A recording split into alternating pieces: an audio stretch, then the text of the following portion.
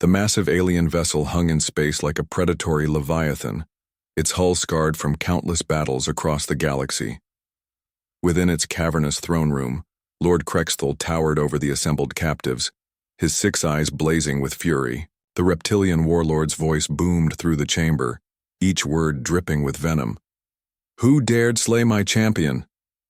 The question echoed off the metallic walls, causing several of the captured beings to cower.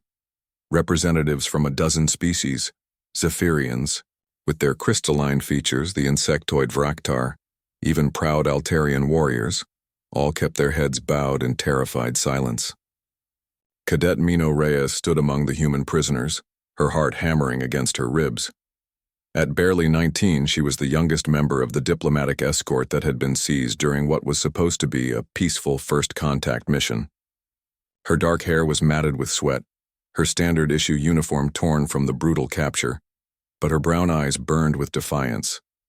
Beside her, Denial Chen, her childhood friend and fellow cadet, pressed closer, his whispered words barely audible. "Mino, don't even think about it." But Mino's mind was already racing. She had seen what happened to Crexthal's so-called champion, a massive 4-armed killing machine that had terrorized this sector of space for decades. She had watched through the viewport as the creature's ship exploded in a brilliant flash, taking the monster with it. She knew exactly what had happened because she had done it herself. During the chaos of their capture, when the alien boarding parties had overwhelmed their escort vessel, Mino had managed to reach the ship's experimental quantum torpedo launcher. It was a prototype weapon that Command had insisted on testing during their diplomatic mission, a decision that had seemed pointless at the time.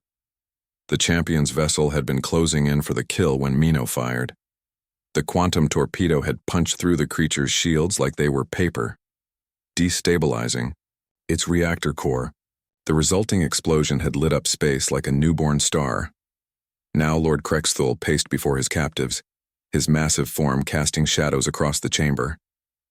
My champion was undefeated in 10,000 battles. It had conquered entire star systems, brought proud civilizations to their knees. And yet, someone in this pathetic collection of inferior beings managed to destroy it. The alien lord's gaze swept across the prisoners, lingering on each species with obvious disgust.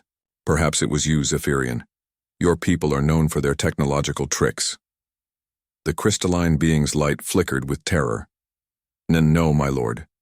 We are a peaceful people. We have no weapons capable of—" "Silence!" Crexthal's roar silenced the chamber. "Or maybe the Vraktar. Your hive mind could have coordinated some desperate attack?" The insectoid's mandibles clicked frantically. "Impossible, Lord Crexthal. Our ships were disabled before." "Then who?" The alien warlord's voice dropped to a menacing whisper. "Who among you maggots dared to rob me of my greatest weapon?" Mino felt Denial's hand grip her arm, trying to hold her back.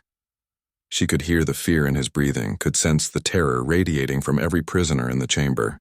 These beings, proud representatives of advanced civilizations, were all cowering before this tyrant. But not her. Not today. Slowly, deliberately, Mino raised her hand. The chamber fell into absolute silence. Every eye, alien and human alike, turned to stare at the young cadet. Denial's grip on her arm tightened, his face pale with horror. Lord Crexthal's 6 eyes focused on her with predatory intensity. "What did you say?"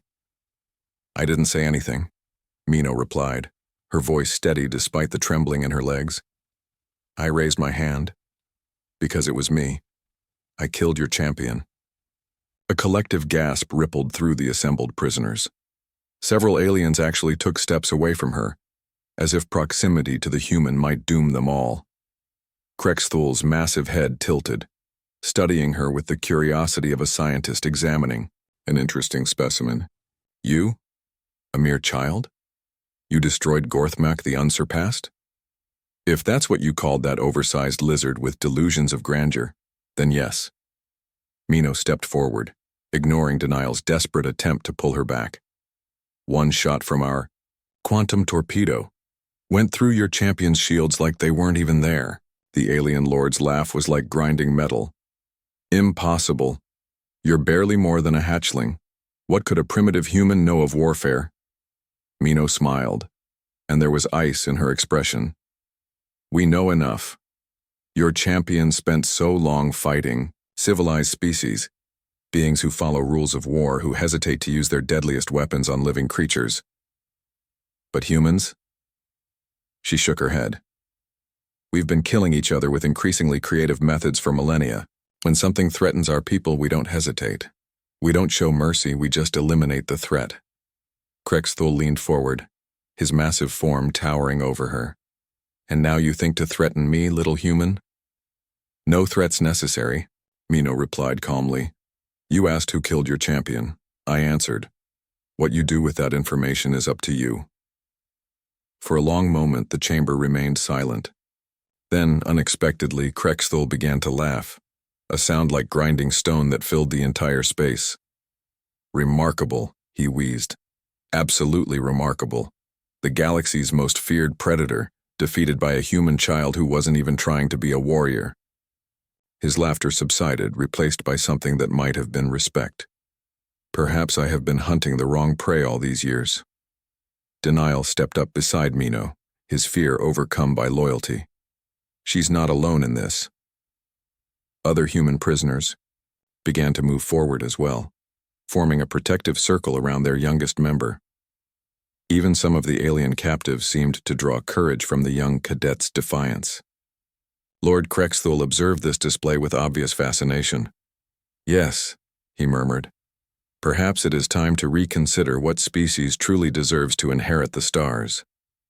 In the depths of space, the human fleet was already moving to rescue their captured diplomats, and at their head flew the Earth Defense Force's newest prototype vessels, each one armed with the same quantum torpedoes that had ended the champion's reign of terror.